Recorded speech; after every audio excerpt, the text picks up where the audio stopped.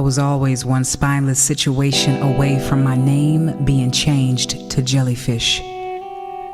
No backbone on either side of the warped reflection in the mirror.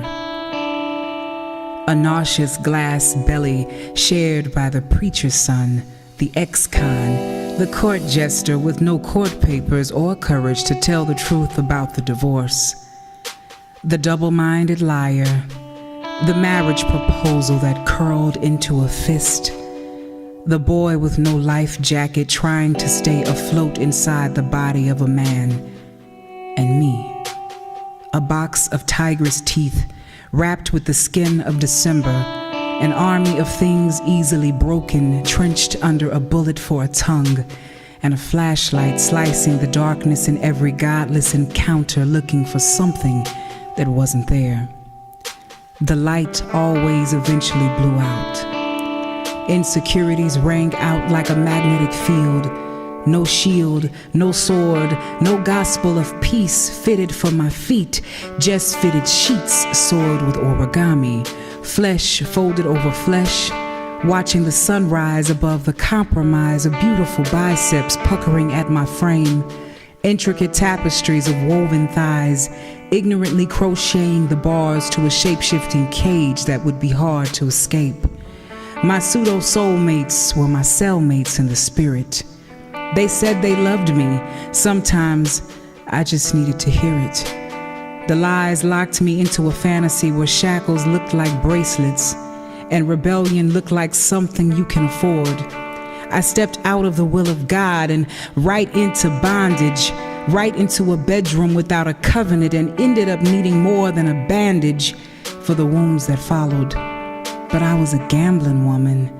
I picked those scabs and sat right back at the table with players, making wagers with strings as currency, strings that hold people hostage, strings that tie so tight around the wrists of the soul that even the free body can't move.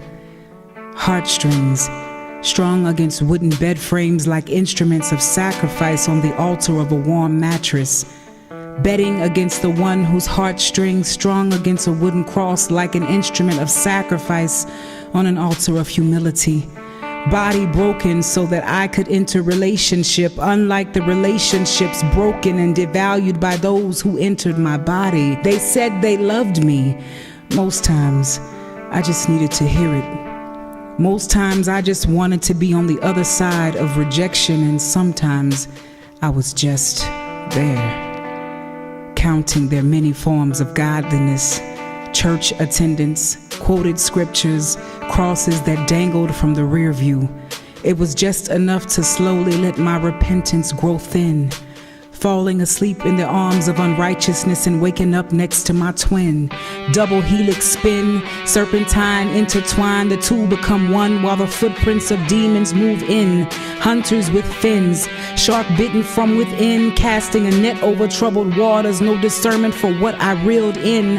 A fishy fisherman of men, and all the torment I'd win from taking chances with sin had me battling things that no one told me were included in the baggage. Spiritual maggots and habits crossed over with the shrapnel stuck inside my heart where the bombs were planted. Pieces of them stuck in every facet of my being long after they were gone. And it seemed like forever that I was emotionally bound, trying to shake the dust from my heels where I traveled in circles, counterfeit to counterfeit, Ishmael to Ishmael, avoiding the road called Isaac under construction, taking shortcuts to get to what was tangible instead of the journey to what was promised. So many trips to the ocean that I trusted for its abundance of jellyfish. I even gave thanks for the stings, too limited in my thinking to wait for any kings that I didn't believe existed. But like a vagabond, I got tired of rummaging through body language, tone, cologne, and cities built under rib cages where other women left their graffiti. Tired of waking up to their kisses and good mornings where there was no Ephesians 5:35 on their breath. Tired of unnecessary warfare. Tired of pretending not to notice all the clearance tags on my life. So many wedding nights with knights in tarnished armor but never a wife. auditioning but not preparing to be the bride of Christ. But in the moment I admitted I needed deliverance, he showed up with a new mirror. I peered inside and saw bones growing in all my flimsy places, a spine where a need for acceptance used to be. I saw the door of my heart swing wide open and all of its prisoners walk free.